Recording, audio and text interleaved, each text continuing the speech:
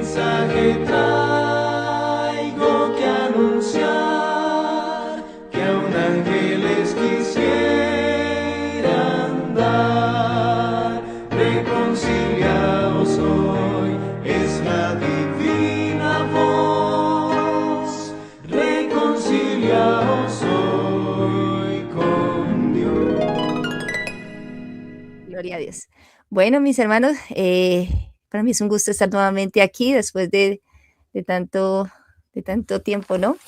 Nuevamente aquí repasando las escrituras y bueno, me ha correspondido el capítulo 6 de Primera de Reyes y hoy vamos a hablar acerca de lo que es la edificación del templo por parte del rey Salomón. Ayer estuvimos viendo un poco con nuestra hermana Laura Guzmán lo que fueron los preparativos para poder llevar a cabo esta gran obra que se le encomendó a uno de los hombres más sabios que ha conocido el mundo, ¿cierto? Y básicamente lo que hoy vamos a ver es medidas, materiales y la manera en que se llevó a cabo esta obra, ¿sí? Así que vamos a iniciar con esta cita de la inspiración que nos dice: David dio a Salomón instrucciones minuciosas para la construcción del templo. Minuciosas. Recordemos que cuando Moisés, ayer también lo tocaba nuestra hermana Laura, Moisés edifica el tabernáculo de reunión, lo hace también bajo ¿qué? Bajo instrucciones minuciosas por parte del Señor. No era un templo según la medida, según la estructura que el hombre le quisiera dar, sino que directamente de parte del Señor recibió instrucciones para que el tabernáculo se hiciera conforme al modelo que se le había mostrado. De la misma manera sabemos de que David fue el que tuvo en su corazón la iniciativa de construirle casa para Jehová. Sin embargo, por causa de las guerras que él había tenido, el Señor no le permite a David que construya el templo, sin embargo se le da la promesa de que él tendría un hijo y que ese hijo sería un hijo de paz y por lo tanto este sería el que iba a construir el templo. Pero se le da ¿qué? Instrucciones minuciosas, con modelos de cada una de las partes y de todos los instrumentos de servicio, tal como se los había revelado la inspiración divina. Salomón era todavía joven y habría preferido rehuir las pesadas responsabilidades que le incumbirían en la construcción del templo y en el gobierno del pueblo de Dios. David dijo a su hijo: anímate y esfuérzate y manos a la obra. No temas ni desmayes, porque Jehová Dios, mi Dios, estará contigo. Él no te dejará ni te desamparará hasta que acabes toda la obra para el servicio de la casa de Jehová. Qué palabras tan alentadoras. Mis hermanos, antes de iniciar con esta meditación, quiero decirles que estas palabras son para ti y son para mí. Nosotros estamos siendo parte de esta edificación del templo y ahorita lo vamos a ver un poquito más adelantito. Y el Señor nos dice: anímate y esfuérzate. Salomón dice, hubiese querido rehuir esta gran responsabilidad. No solamente era la responsabilidad de edificarle casa para el mayor de los monarcas, ¿sí? El rey de reyes y señor de señores, sino que también era gobernar al pueblo, ¿sí? Entonces, no era fácil la tarea que le iba a corresponder al rey Salomón. Y por estas razones que David le dice: anímate y esfuérzate y manos a la obra, ¿sí?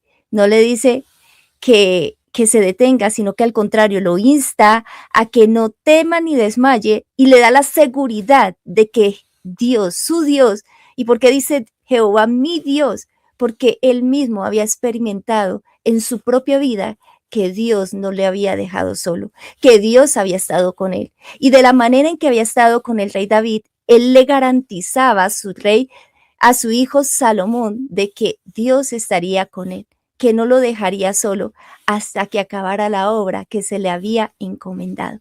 Y esta promesa es para cada uno de nosotros. Cada uno de nosotros estamos formando parte de ayudar a edificar este templo de Jehová. Y por eso se nos da las mismas palabras: no temamos ni desmayemos. La labor que el Señor nos haya puesto por más humilde, por más sencilla que sea, que la podamos cumplir con fidelidad. Y antes de iniciar como tal con la lectura, quiero mostrarles un pequeño videito para que más o menos se haga una idea de lo que fue la edificación del templo, porque yo sé que a veces es difícil cuando nosotros leemos tantas medidas y sobre todo medidas que no conocemos, que en codos, que en, bueno, y expresiones que de pronto no son muy familiares para nosotros, nos es difícil hacernos una idea de lo que fue la construcción del templo. Sin embargo, hoy contamos con estos medios de la tecnología para que nos podamos hacer una vislumbre de lo que se hizo allí, ¿sí? Entonces, antes de iniciar con la lectura, vamos a ver el video.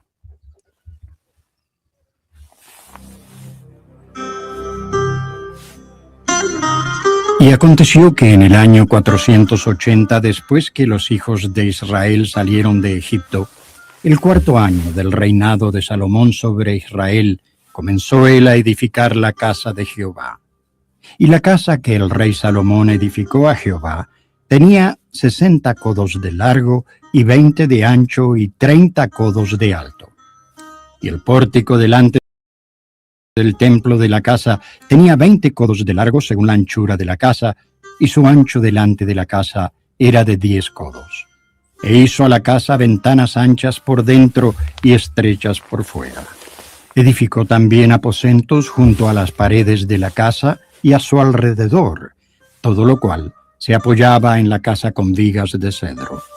El aposento de abajo tenía 5 codos de ancho, y el de en medio 6 codos de ancho, y el tercero 7 codos de ancho, porque por fuera había hecho paredes escalonadas alrededor de la casa, las vigas en las paredes de la casa. La puerta del aposento de en medio estaba al lado derecho de la casa, y se subía por una escalera de caracol al aposento de en medio, y de allí al tercero. Y la casa, esto es, la parte delantera interior, tenía 40 codos. Y el lugar santísimo tenía 20 codos de largo, y 20 de ancho, y 20 de altura. E hizo también en el lugar santísimo 2 querubines de madera de olivo, cada uno de 10 codos de altura. Y puso los querubines en medio del lugar santísimo, los cuales tenían extendidas sus alas, de modo que el ala de uno tocaba una pared, y el ala del otro querubín tocaba la otra pared, y las otras 2 alas se tocaban la una a la otra en medio de la casa. Y talló todas las paredes de la casa alrededor con grabados de figuras de querubines, de palmeras y de botones de flores por dentro y por fuera. Recubrió, pues, de oro toda la casa hasta terminarla. Y a la entrada del lugar santísimo hizo puertas de madera de olivo, y el dintel y los postes tenían 5 esquinas. Igualmente hizo para la puerta del templo postes cuadrados de madera de olivo. Y las 2 puertas eran de madera de ciprés, y las 2 hojas de una puerta eran plegadizas, y las 2 hojas de la otra puerta también eran plegadizas. Y talló en ellas querubines y palmeras y botones de flores, y recubrió de oro laminado los grabados. Entonces hizo Salomón todos los enseres que pertenecían a la casa de Jehová, el altar de oro y la mesa también de oro, sobre la cual estaban los panes de la proposición, y 5 candeleros de oro purísimo al lado derecho, y otros 5 al lado izquierdo delante del lugar santísimo, con las flores y las lámparas y las tenazas de oro.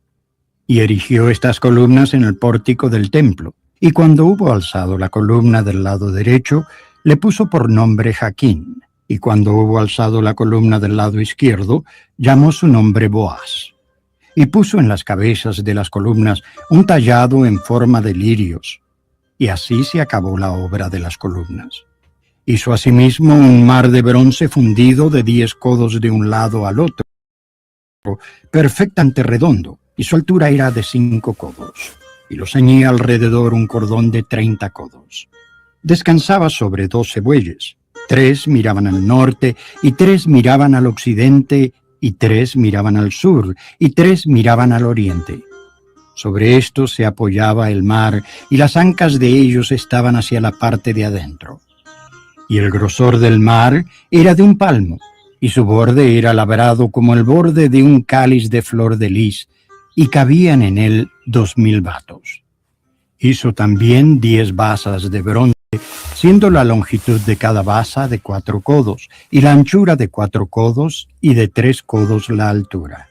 Y sobre aquellos tableros que estaban entre las molduras había figuras de leones, y de bueyes, y de querubines, y cada basa tenía 4 ruedas de bronce, y la hechura de las ruedas era como la hechura de las ruedas de un carro.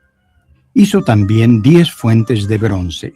Cada fuente contenía 40 batos, y asentó una fuente sobre cada una de las 10 basas. Y puso 5 basas al lado derecho de la casa, y las otras 5 al lado izquierdo, y asentó el mar al lado derecho de la casa, hacia el sureste. Así se terminó toda la obra que dispuso hacer el rey Salomón para la casa de Jehová.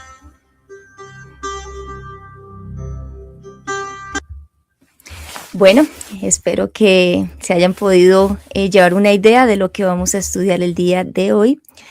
Y bueno, antes de iniciar con la lectura, vamos a leer esta cita de Isaías 66, 1 al 2, que nos dice: Jehová dijo así: el cielo es mi trono y la tierra el estrado de mis pies.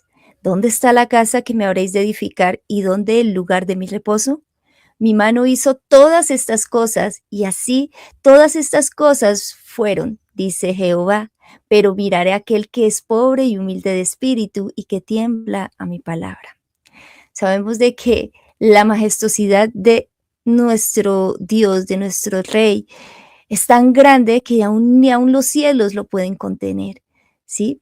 Sin embargo, el Señor en su gran misericordia vio el deseo que tenía el rey David, y me imagino que muchos del pueblo, de que la presencia de Jehová pudiese estar en medio de ellos, y por eso les permite, o le permite en este caso al rey Salomón, de que le edifique un templo.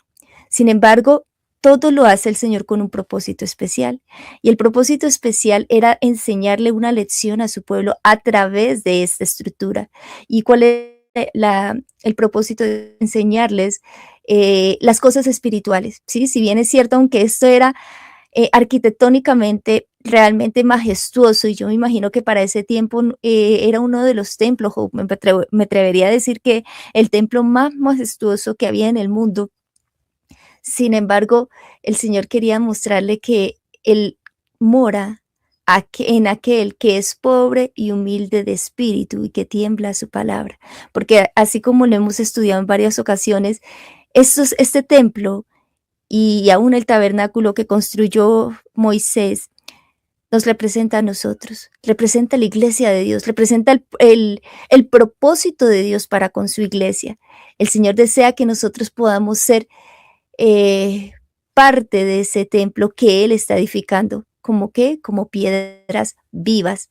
Dice la inspiración: después de que los israelitas se hubieron establecido en Canaán, el tabernáculo fue reemplazado por el templo de Salomón.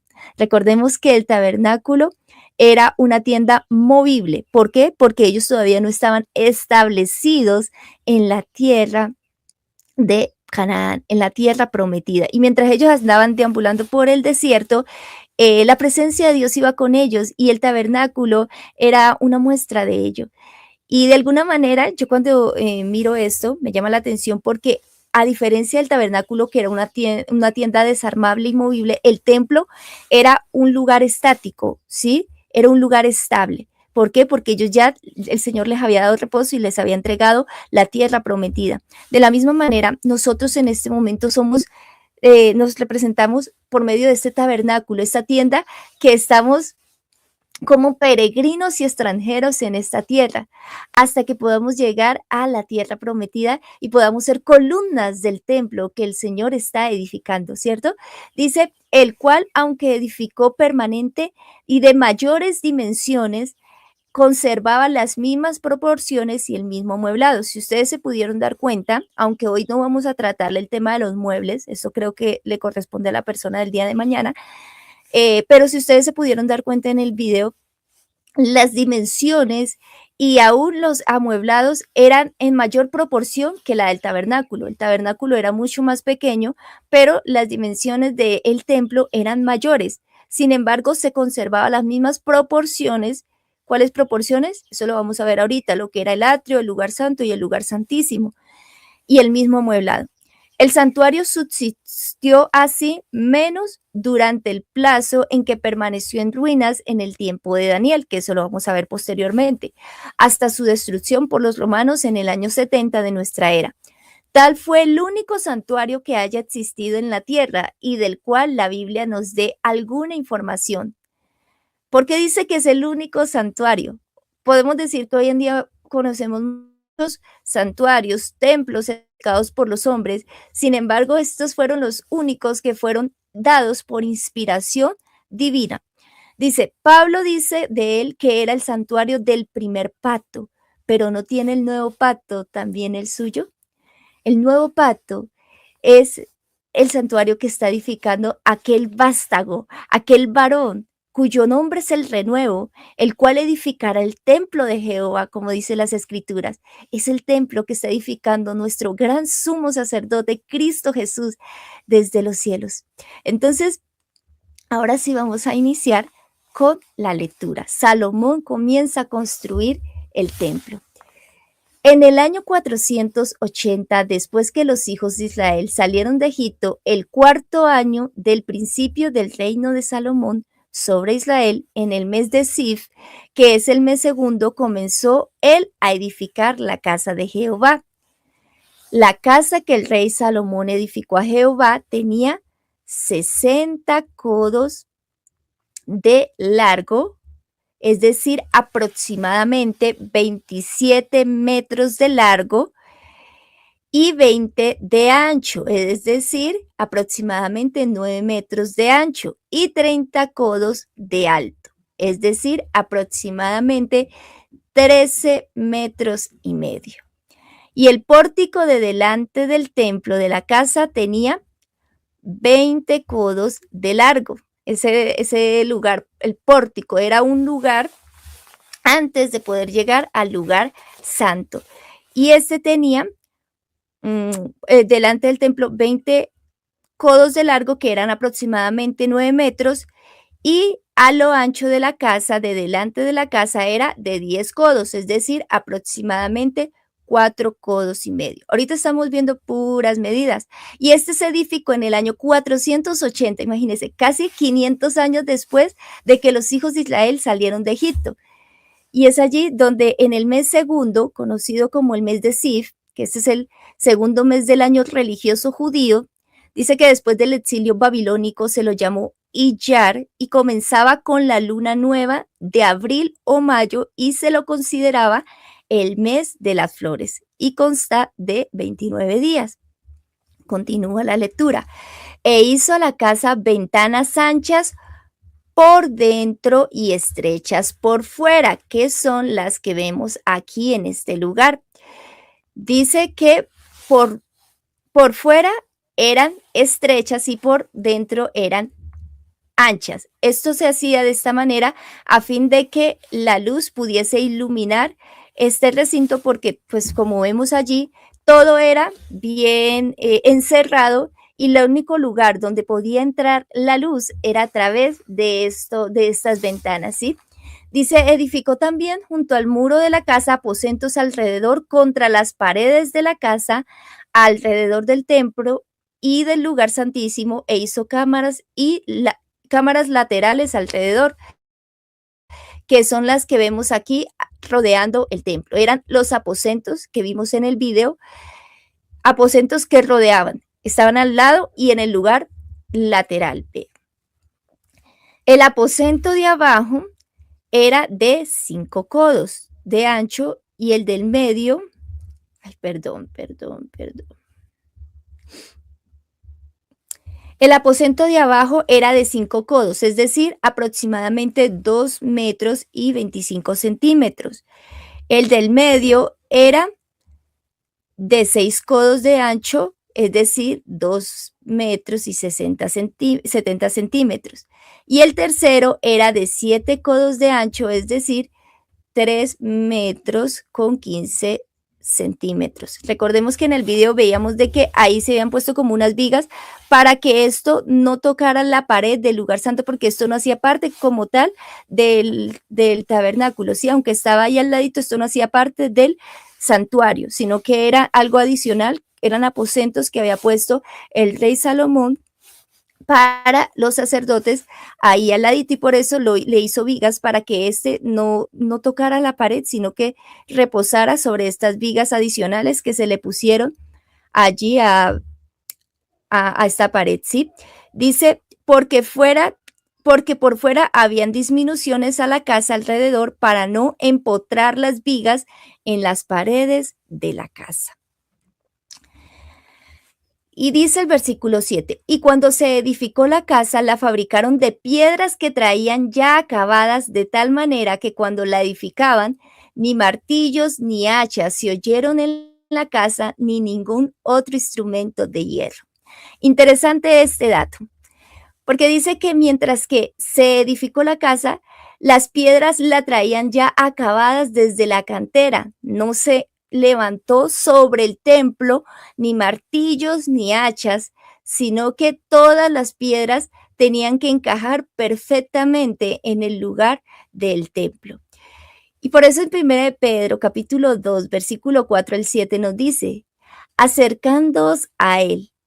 ¿A quién? A Cristo, que es la piedra viva, desechada ciertamente por los hombres, mas para Dios escogida y preciosa. Vosotros también, como piedras vivas, sed edificados como casa espiritual y sacerdocio santo, para ofrecer sacrificios espirituales aceptables a Dios por medio de Jesucristo, por lo cual también contiene la Escritura. He aquí pongo en Sión la piedra principal, la principal piedra del ángulo, escogida y preciosa. El que creyere en él no será avergonzado. Para vosotros, pues, los que creéis, él es precioso. Pero para los que no creen, la piedra que los edificadores desecharon ha venido a ser cabeza del ángulo. Y es interesante esta expresión.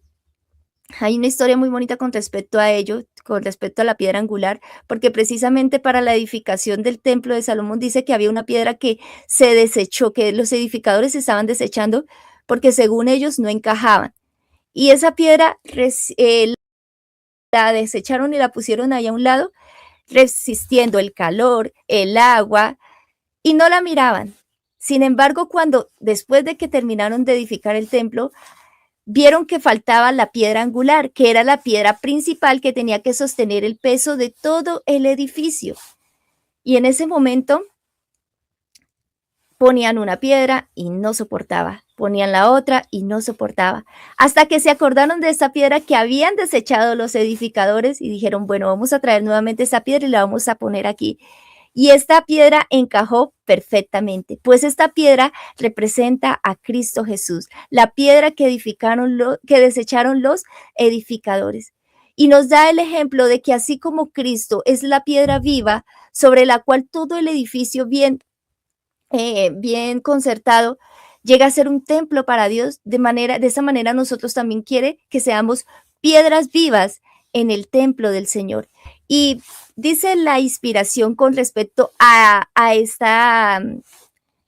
este pensamiento de las piedras de cantera. Nosotros somos piedras de cantera. Dice, el templo judío fue construido con piedras labradas que se sacaron de las montañas, y cada piedra era preparada para su lugar en el templo, labrada a escuadra, pulida y probada antes de ser transportada a Jerusalén.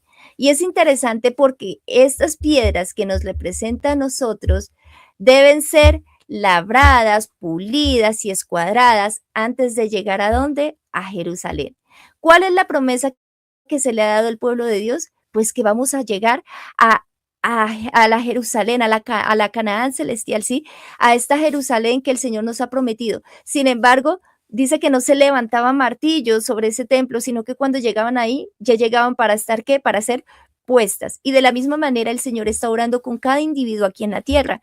Aquí es donde nos está levantando el martillo, donde nos están cincelando, en donde nos está puliendo para que en el momento en que llegue, para cuando llegue ese momento en que tengamos que, podemos ser que encajados, ya podemos tener la forma y la imagen que el Señor ha tenido a bien darnos para que podamos ocupar un lugar en su templo. Dice, cuando todas estas piedras se encontraron sobre el terreno, la edificación se hizo sin que se oyera el ruido de un hacha o de un martillo. Esta edificación representa el templo espiritual de Dios, compuesto de materiales traídos de todas las naciones. Esta cantera representa ¿qué? Todas las naciones de la tierra, lenguas, pueblos y clases sociales, grandes y pequeños, ricos y pobres, sabios e ignorantes. Por eso estas piedras de cantera, aunque todos eran traídos de la cantera, de un mismo lugar, no obstante, todas tenían un tamaño diferente, no eran todas iguales, cada una era especial para ocupar un lugar especial. ¿Por qué? Porque no todos somos iguales. Somos de diferentes culturas, de diferentes naciones, de diferentes clases sociales. Aquí el Señor no solamente está diciendo que son los pobres los que heredarán la tierra, sino también aquellos ricos que han utilizado sus recursos para la gloria de Dios, para edificar el reino de Dios, también van a ser parte de este templo. Aquellos grandes, aquellos pequeñitos, aquellos sabios y aún los ignorantes. El Señor tiene preparado para su templo una construcción especial, piedras de canteras de diferentes tamaños y de diferentes formas. Dice, no se trata de sustancias inertes que deban ser trabajadas por medio del martillo o el cincel.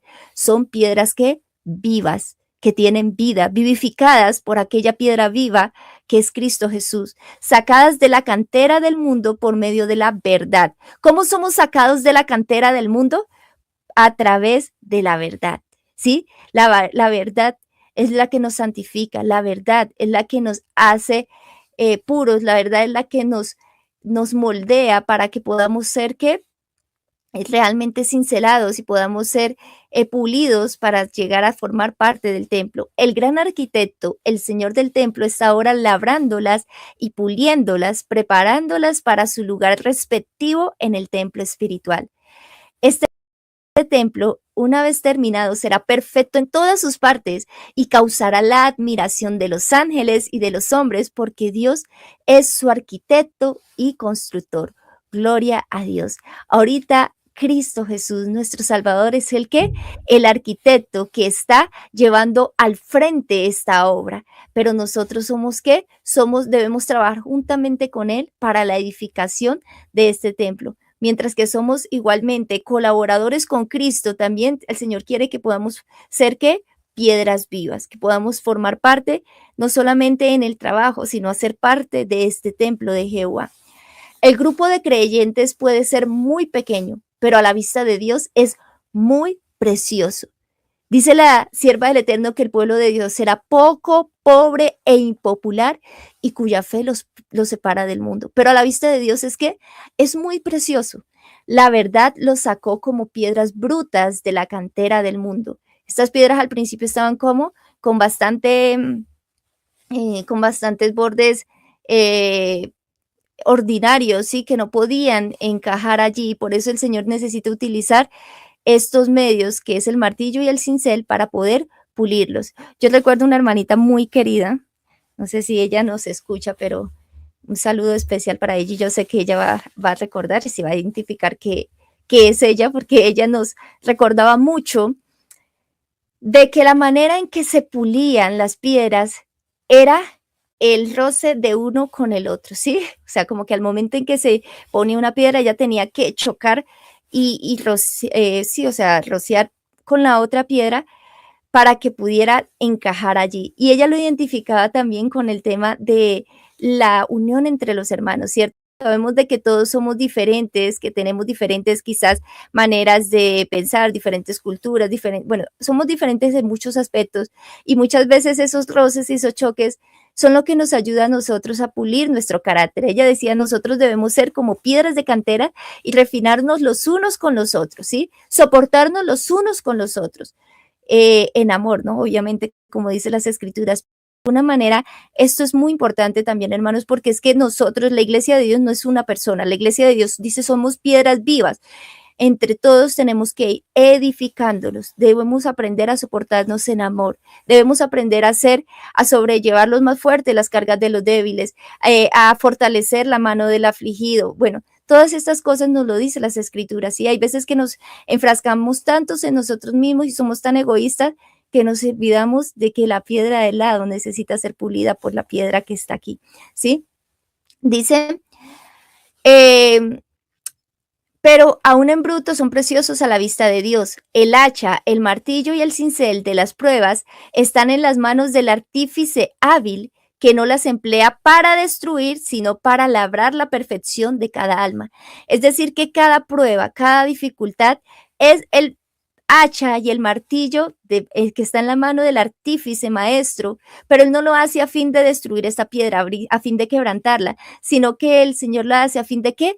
De transformarla para que pueda tener perfección y pueda encajar perfectamente en su templo, ¿cierto? Dice, como piedras preciosas pulidas a semejanza de las de un palacio, Dios quiere que hallemos un lugar en el templo celestial.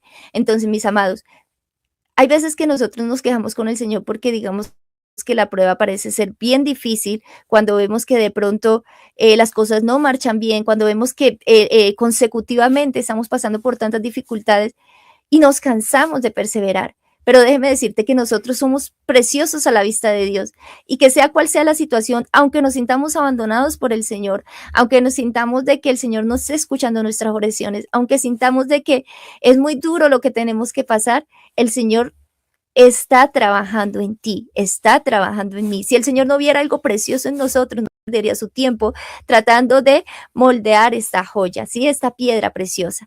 Entonces, esto es una promesa para cada uno de nosotros, ¿sí? Continúa la lectura. La puerta del aposento de en medio estaba al lado derecho de la casa. Es decir, esta puertita que vemos aquí en el fondo. Estamos hablando de la puerta del aposento, estaba en el lugar derecho de la casa y se subía por una escalera de caracol al del medio y del aposento de en medio al tercero. Es decir, que esos tres aposentos tenía una escalera en forma de caracol para poder subir al otro. Labró pues la casa y la terminó y la cubrió con artesonados de cedro. Esta casa realmente era muy hermosa. Pudimos ver ahorita en el video y bueno, en la lectura también, de que tenía que artesonados, ¿sí? O sea, los acabados de esta casa eran realmente muy hermosos porque tenía bastante decoración, por decir así. Dice, edificó asimismo el aposento alrededor de toda la casa de altura de 5 codos. Recordemos que la altura del santuario como tal era de 20 codos, es decir, 13 metros y medio, pero los aposentos eran un poquito más bajitos.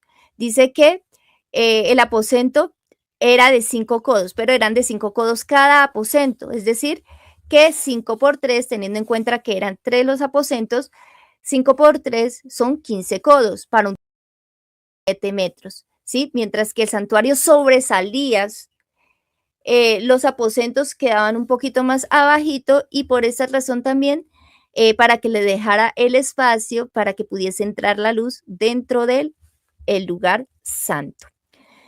Se apoyaba en la casa con maderas de cedro, ¿sí?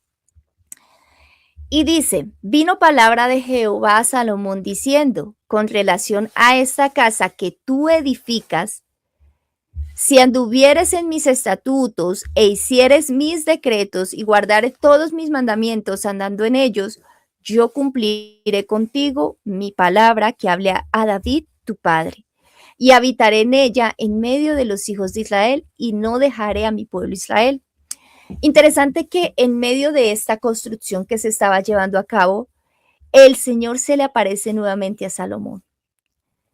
Él estaba en medio de este trabajo de construir el templo y en medio de esto se le aparece el Señor y le dice, con relación a esto que tú estás haciendo, a esta casa que tú estás edificando, si anduvieres en mis estatutos, hicieres mis decretos y guardaré todos mis mandamientos, andando en ellos, yo cumpliré contigo mi palabra. Es decir, que el Señor le está diciendo, yo le hice una promesa a tu padre David. yo he hablado a tu padre David y cumpliré esta palabra siempre y cuando anduvieres tú en mis estatutos. Y aquí vemos un principio bíblico muy importante, y es que las promesas de Dios son condicionales. Las promesas de Dios son ciertas y verdaderas, pero hay una condición. Y esto lo vamos a ver. Vamos a mirar cuál fue la promesa de Dios a David. En 1 de Crónicas 22, 9 al 10, esto está más adelantito, pero esto nos está recordando lo que anticipadamente hemos estudiado.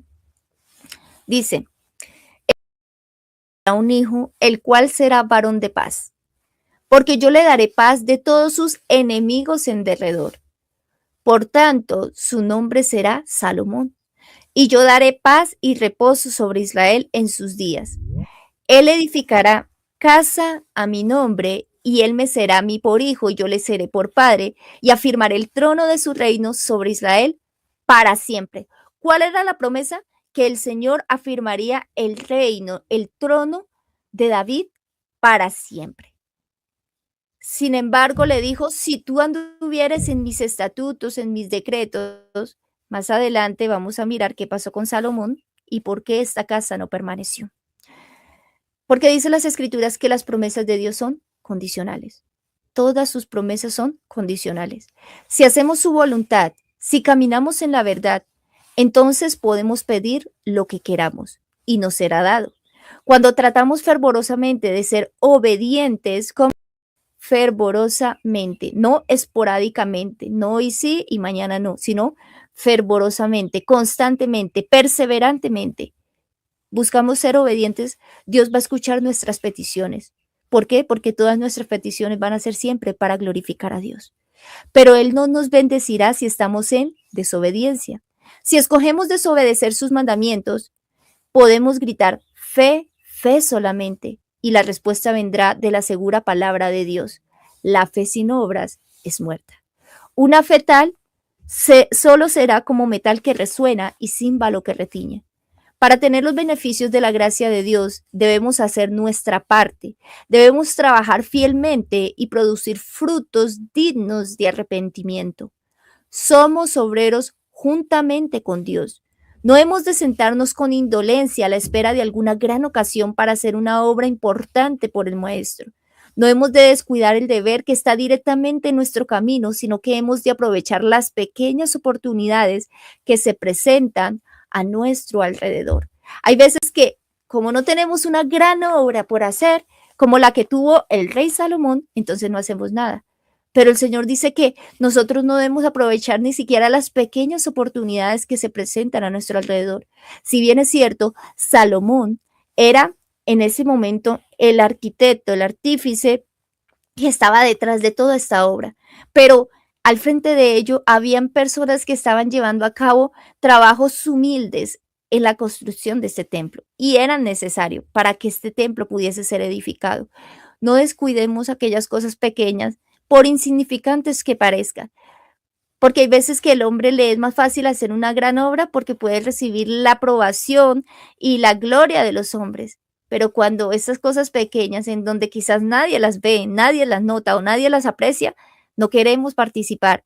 Pero son estas pequeñas cosas que el Señor mira con gran estima. ¿Por qué? Porque son las más humildes, las más sencillas. Pero todas estas cosas deben hacerse, ¿qué? Con la dirección de Dios, porque Él nos ha prometido que estaría con nosotros. Dice, leíamos ahorita que el rey David anima a su hijo, le dice, esfuérzate y haz la obra, ¿sí? ¿Por qué? ¿Por qué le dice eso? Porque él sabía la gran obra que estaba por delante. Y no le dice a su hijo, no lo desanima, sino que antes le da palabras de aliento. Porque Dios, mi Dios, estará contigo. Esta fue la promesa que le hizo Dios a David. Pero David Dios vuelve y le recuerda esta promesa a Salomón, advirtiéndole de que esta promesa se cumplirá siempre y cuando él permanezca leal a sus estatutos, a sus mandamientos y escuche su voz. Sigue diciendo, así pues Salomón labró la casa y la terminó, y cubrió las paredes de la casa con tablas de cedro, revistiéndola de madera por dentro, desde el suelo de la casa hasta las vigas de la techumbre, cubrió también el pavimento con madera de ciprés.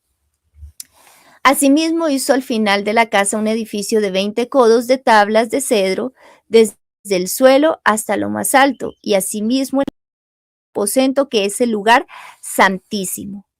La casa, esto es el templo, de delante tenía 40 codos, y la casa estaba cubierta de cedro por dentro y tenía entalladuras de calabazas silvestres y botones de flores, y todo era de cedro y ninguna veía. Si bien es cierto, la casa estaba construida por piedras de canteras, no obstante, dentro de la casa dice que todo fue cubierto por madera. Recordemos que en el capítulo anterior con nuestra hermana Laura estudiábamos de que Salomón fue al rey de Tiro para que le proveyera las maderas que necesitaba para la construcción de este templo.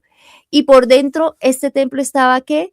Cubierto de madera, de modo de que ninguna piedra se veía. Es decir, que toda esta parte brusca del templo no se veía, sino que todo era ¿qué? Bien acabado hacia la parte interior. Y se utilizaba madera de ciprés, madera de cedro para las tablas que estaban como paredes en la parte de la pared, pero la madera de ciprés era para el pavimento, es decir, para el piso. Y vamos a ver algo muy interesante con esto, porque también me llama la atención que así como las piedras nos representan a nosotros como piedras vivas en el templo de Dios, árboles también nos representan a nosotros. Y es que aquí en la edificación del templo vamos a mirar 4 árboles especialmente que se utilizaron o que vemos aquí en la edificación de este templo. Y era el árbol de ciprés, que es como un pino, es conocido como el árbol de ciprés.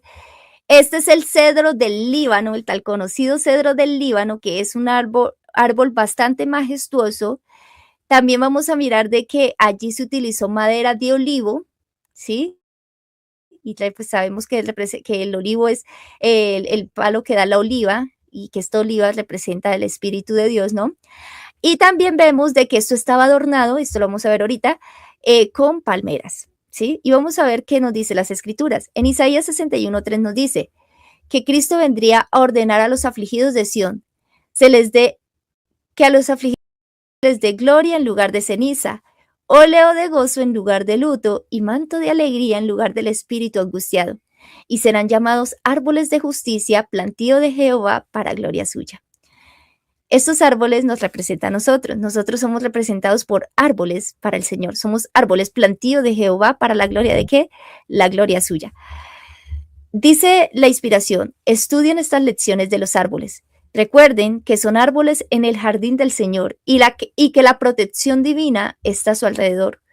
Cuanto más visible sea la línea de demarcación entre las flores de Dios y las zarzas y espinas de la plantación de Satanás, más glorificado será el Señor. Y la vez pasada meditábamos con nuestros hermanos aquí de que es interesante porque el Señor, mientras que nos compara a nosotros con los árboles, que tienen un proceso más lento para poder llegar a la cúspide, para poder llegar a su pleno desarrollo, tienen un proceso mucho más lento, ¿sí? Son más propensos también a las plagas, bueno, tienen un proceso realmente bastante difícil para finalmente poder llegar al propósito de dar fruto.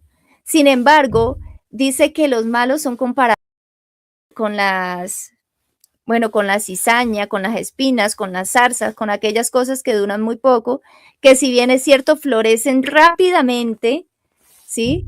Pero asimismo como florecen, asimismo se desvanecen.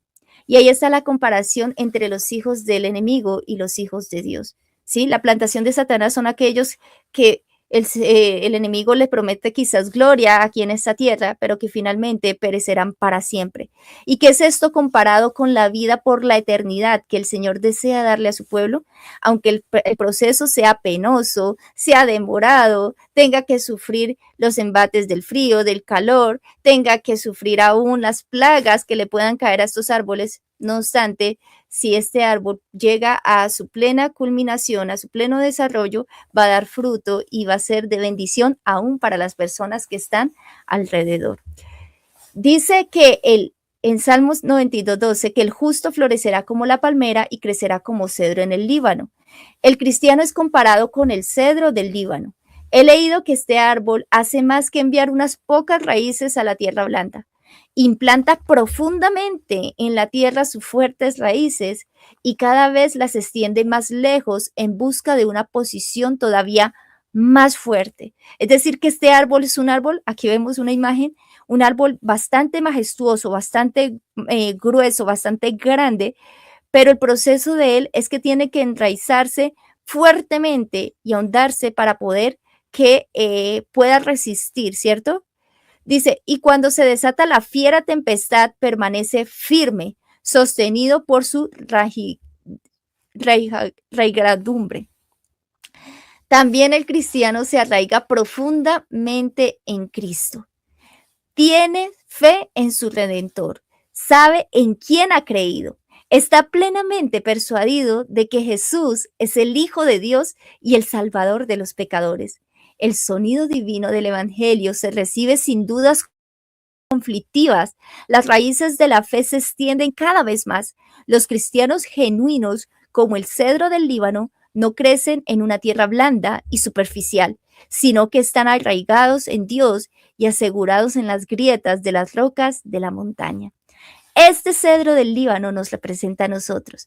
¿Cómo podemos nosotros permanecer como cedro en el Líbano? Teniendo una fe profunda en el Hijo de Dios, confiando profundamente en Él, a pesar de los embates que puedan subsistir, a pesar de la tempestad que pueda venir, a pesar de las dificultades, a pesar de todas las cosas que puedan sobrevenir sobre el cristiano. Si nosotros estamos arraigados profundamente en las promesas de nuestro Salvador, le creemos y esperamos en Él, dice que este árbol va a permanecer, ¿sí?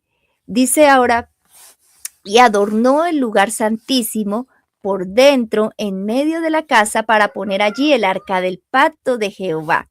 Ahorita vamos para el lugar santísimo. Dice que allí se adornó este lugar, ¿para qué? Para colocar uno de los muebles más solemnes, que era donde se manifestaba la presencia de Dios, y era el arca del pacto, que sabemos que este arca representa el trono de Dios, ¿sí? El lugar donde está la presencia divina.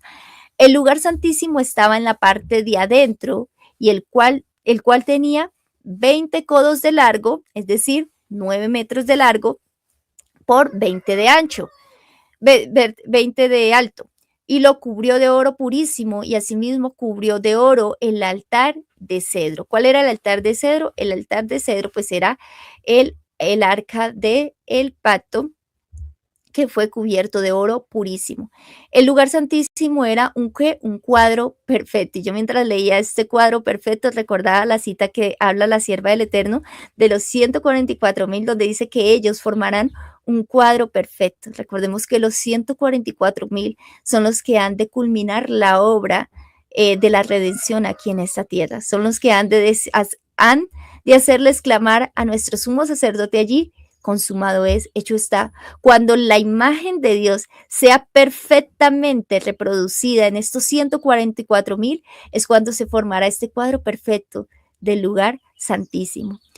Dice, de manera que Salomón cubrió de oro puro la casa por dentro y cerró la puerta del santuario con cadenas de oro y la cubrió de oro. Este lugar era el que estaba, ¿qué? Más lleno de oro purísimo, porque sabemos que esto representa el lugar de la morada de Dios, ¿cierto? Donde se manifiesta la presencia de Dios. Cubrió pues de oro toda la casa de arriba abajo y asimismo cubrió de oro todo el altar que estaba frente al lugar santísimo, es decir, los muebles. Hizo también en el lugar santísimo 2 querubines. Recordemos que el tabernáculo también tenía 2 querubines sobre el propiciatorio. Sin embargo, estos 2 querubines eran más grandes, ¿sí? Dice que fueron hechos de madera de olivo. En el tabernáculo, los querubines eran de oro purísimo, probablemente porque eran más pequeños, pero acá como eran más grandes, entonces se hizo de madera de olivo y cada uno de 10 codos de altura, o sea que cada querubín medía aproximadamente 4,5 metros de altura. Recordemos que la medida del lugar santísimo era de 9 metros, o sea que el querubín medía la mitad de la altura del lugar santísimo. Y dice que un ala del querubín tenía 5 codos. Cada ala, dice, tenía 5 codos y la otra ala del querubín otros 5 codos. Así que había 10 codos desde la punta de un ala hasta la punta de la otra. 2,25 metros medía cada ala de estos querubines. Y si nosotros sumamos, prácticamente las alas de los 4 querubines ocupaban todo el lugar santísimo, ¿sí? A lo ancho. Dice, asimismo el otro querubín tenía 10 codos porque ambos querubines eran del mismo tamaño y de una misma hechura. La altura del uno era de 10 codos y asimismo la del otro, o sea, eran iguales. Puso estos querubines dentro de la casa en el lugar santísimo, los cuales extendían sus alas de modo que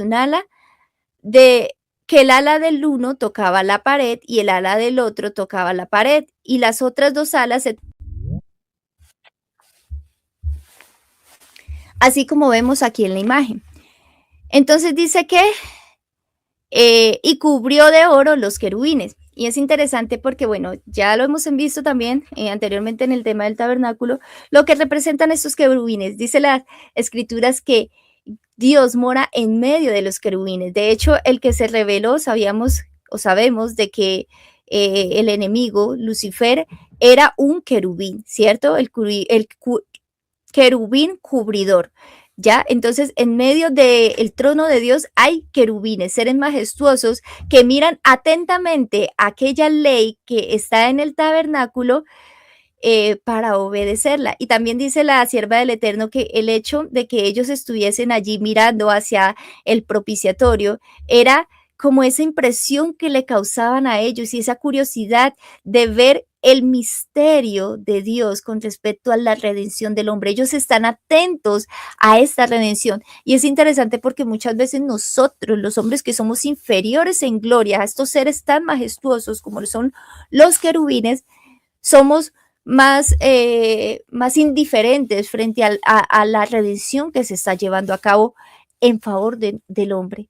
Pero ellos dicen que miran con reverencia esta obra que el Señor está haciendo por la humanidad. ¿Sabe por qué? Porque ellos están viendo allí la magnitud del amor de Dios manifestada a la humanidad y también la pureza de su justicia en medio de todas las obras que se está llevando a cabo.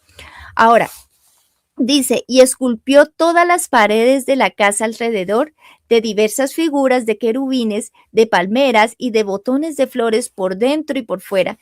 Estos eran los decorados que tenían esta casa, ¿sí?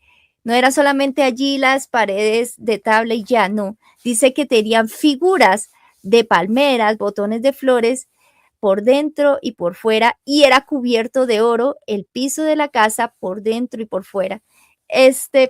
Realmente, si nosotros nos imaginamos, este templo era un templo bastante majestuoso, lleno de oro, cubierto de oro, ¿cierto? Y aquí habla de las palmeras.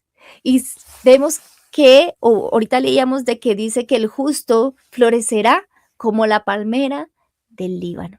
Y recordemos que este templo representa al pueblo que Dios está construyendo, al templo que Dios está edificando.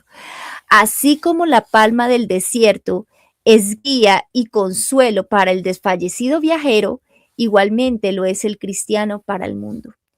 Está para conducir hasta el agua de vida a las almas cansadas, llenas de desosiego y a punto de perecer en el desierto del pecado. Está para señalar a sus semejantes, a aquel que hace a todos la invitación. Si alguno tiene sed, venga a mí y beba. El cielo puede parecer inclemente, la quemante arena puede castigar las raíces de la palmera y amontonarse en su tronco. Sin embargo, el árbol sobrevive fresco y vigoroso. No se pone marchito, mantiene como fresco y vigoroso. Removed la arena y descubriréis el secreto de su vida. ¿Cuál es el secreto de la vida en la palmera en medio del desierto? Sus raíces penetran bien profundamente dentro de las corrientes de las aguas escondidas de la tierra. Lo mismo sucede con el cristiano. Su vida está escondida con Cristo en Dios. Jesús es para él un manantial de agua que brota para vida eterna, y en medio de toda la corrupción del mundo, él es fiel y leal a Dios. Que nosotros podamos ser esa palmera que florece en medio del desierto. El cedro dice que se arraigaba bien a la tierra, que eso representa la fe que debemos tener en Cristo Jesús. Debemos estar confiadamente en la obra que el Señor está haciendo allí en el santuario celestial, en ese nuevo pacto que Él nos ha dado, ¿sí? Pero también nos dice que nosotros debemos ser como palmeras. Y la palmera que hace, dice que su raíz está profundamente en la tierra para poder que absorber el agua que está en las profundidades de la tierra, y esa agua representa a Cristo. Y esto representa que nosotros no solamente debemos tener fe en Jesús, sino que debemos constantemente beber de esta fuente de agua viva. Constantemente debemos relacionarnos con el Señor. Constantemente debemos tener una comunión con Dios.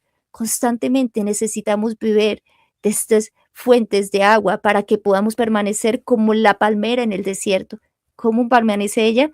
Dice que no está marchita y abatida, no está como una caña abatida por el viento, sino que está como, dice que está floreciente, ¿sí? Majestuosa allí en medio de los, pues del calor, ¿sí?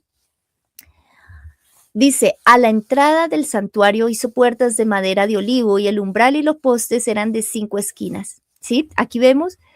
Esta era la puerta que pasaba del lugar santo al lugar santísimo. Y dice que el umbral y los postes son estas cositas que vemos aquí, eran de 5 esquinas. Bueno, aquí están las 5, ¿sí? Esta era el diseño arquitectónico de esta puerta del lugar santo al lugar santísimo. Y así como leíamos ahorita, las puertas eran plegables. Dice, las 2 puertas eran de madera de olivo. Aquí vemos otro árbol y es el olivo. Y talló en ellas figuras de querubines y de palmeras, de botones de flores, y las cubrió de oro, y cubrió también de oro los querubines y las palmeras. Vamos a hablar ahorita un poco acerca del olivo. Dice en el Salmo 52:8, pero yo estoy como olivo verde en la casa de Dios. En la misericordia de Dios confío eternamente y para siempre. En el Salmos 1:3 también nos resalta de que todos aquellos que no anduvo en consejos de malos, ni estuvo en camino de pecadores, ni en silla de escarnecedores se ha sentado, sino que en la ley de Jehová está su delicia y en su ley medita de día y de noche. Esta es la puerta del lugar santísimo. Dice que será como árbol plantado junto a corrientes de agua, que da su fruto a su tiempo y su hoja no cae, y todo lo que hace prosperará. Queremos ser nosotros plantío de Jehová, queremos ser nosotros aquellos árboles que pueden soportar los embastes de la tempestad, que pueden soportar el frío, el calor, que pueden soportar toda la sequía y aún permanecer florecientes delante de Jehová. Pues necesitamos de la presencia de Dios. Necesitamos tener fe en Jesucristo, necesitamos beber de esta fuente de agua viva, necesitamos reconocer la justicia divina e implantarla en nuestras vidas. Dice, igualmente hizo la puerta del templo, postes cuadrados de madera de olivo. Esta era la puerta que pasaba del pórtico al lugar santo. Pero las 2 puertas eran de madera de ciprés. Las otras eran de ¿qué? De olivo. Esta era de madera de ciprés. Y las 2 hojas de una puerta giraban y las otras 2 hojas de la otra puerta también giraban. Y talló en ella querubines, palmeras y botones de flores, y las cubrió de oro ajustado y las talladuras, y edificó el atrio interior de 3 hileras de piedras labradas y de una hilera de vigas de cedro, ¿cierto? Bueno, aquí vemos la madera de ciprés. Dice, con frecuencia la Biblia compara a los justos con los árboles fructíferos y a los impíos con cardos y espinos. El poder de Dios puede transformar la superficie de la tierra y lo hará haciendo que crezcan jardines hermosos y florecientes donde antes habían desiertos áridos y estériles. ¡Qué misericordioso es nuestro Dios! Antes nosotros, ¿qué éramos?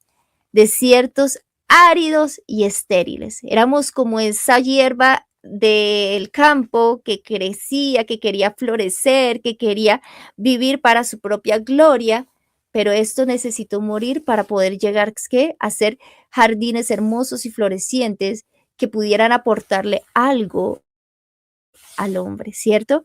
Análogamente, la virtud y la santidad reemplazan al vicio y a la impiedad, y el gozo y la paz ocupan el lugar del temor y el mal.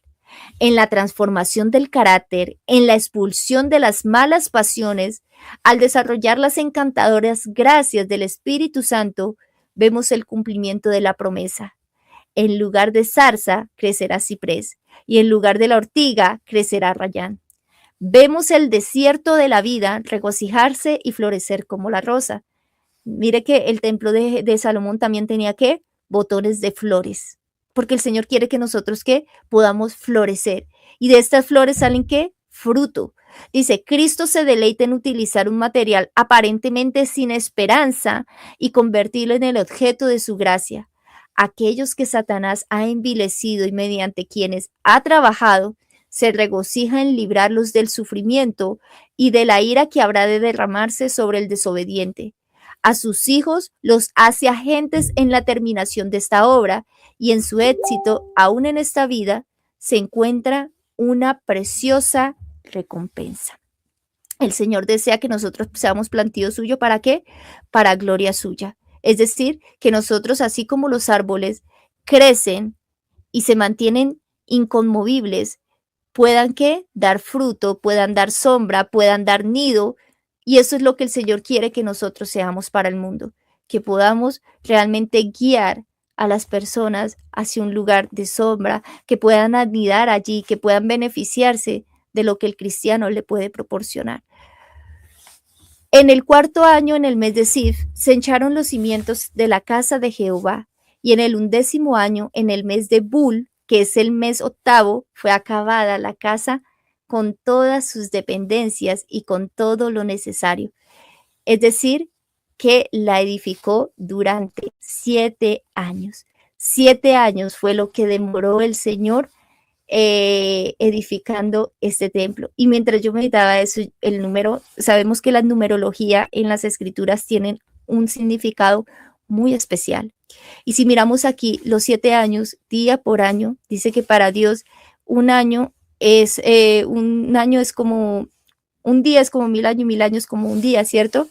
Entonces vemos de que aún la obra y la terminación de la obra, pues según lo hemos entendido, ¿no? Con respecto haciéndolo, enfocándolo con el tema de la creación, la redención también durará 7000 años, ¿cierto? 6000 años, que es el tiempo en el que el Señor está llevando a cabo aquí en esta tierra, y los 1000 años que se van a terminar, los acabados. Sabemos que los acabados tienen una parte muy especial, porque una obra puede estar completamente terminada, pero necesita los acabados para embellecerla.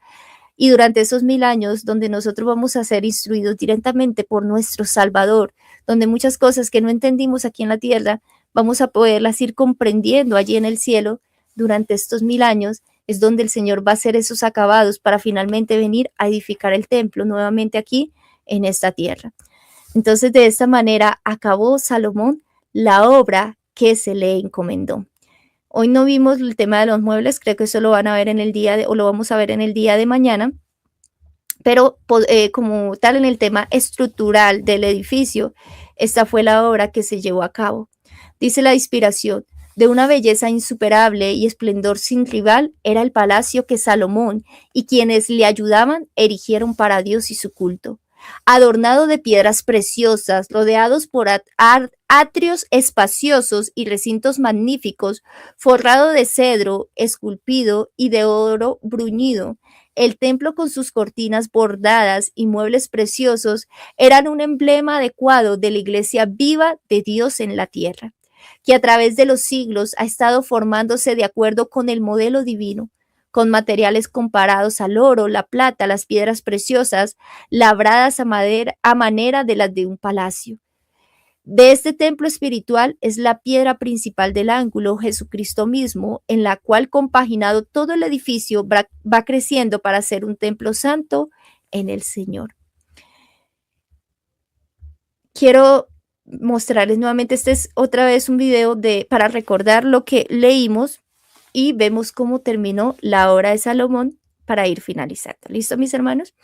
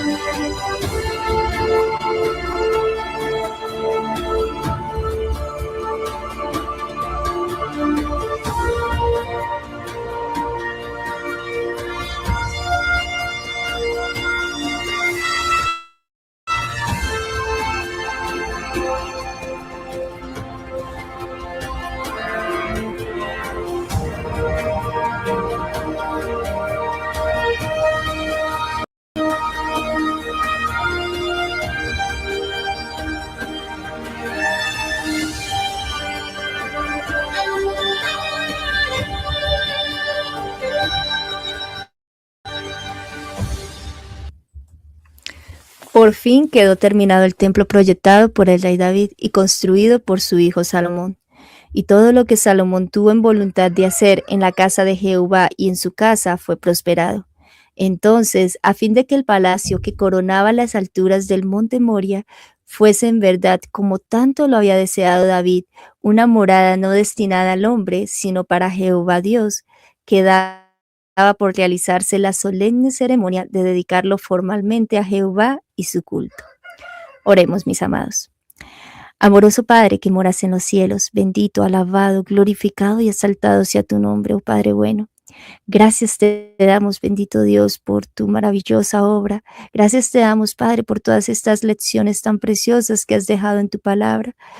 Nuestra mente finita, para nuestra mente finita es difícil poder vislumbrar toda la gloria de tu santa morada, Padre. Pero gracias te damos porque a través de estas cosas ilustrativas podemos ver algo de esta gloria. Permite, Padre Celestial, que podamos ser piedras vivas, edificadas para morada de tu templo, que podamos ser aquellos árboles plantíos suyos, que podamos glorificar tu nombre, pero también ser de bendición para las personas que están a nuestro alrededor. Enséñanos, Padre, a hacer tu voluntad. Enséñanos a vivir no para gloria nuestra, sino para gloria y honra de tu divino nombre, Padre. Bendícenos en este día. Bendice a cada uno de mis hermanos que han de escuchar este mensaje. Permite, Padre Celestial, que tú puedas cada día impresionar nuestros corazones y llevarnos siempre a desear esa patria celestial, pero no solamente aquellas cosas sublimes que tú tienes preparado para aquellos que te aman, sino que en especial, Padre, que podamos añorar, poder ser, tener y representar la imagen tuya a través de este mundo que perece. Te lo pedimos y lo agradecemos en el nombre de Cristo Jesús. Así sea. Amén y amén, Padre.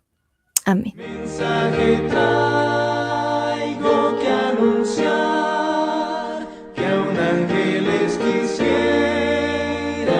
dar. Reconciliaos hoy, es la divina voz. Reconciliaos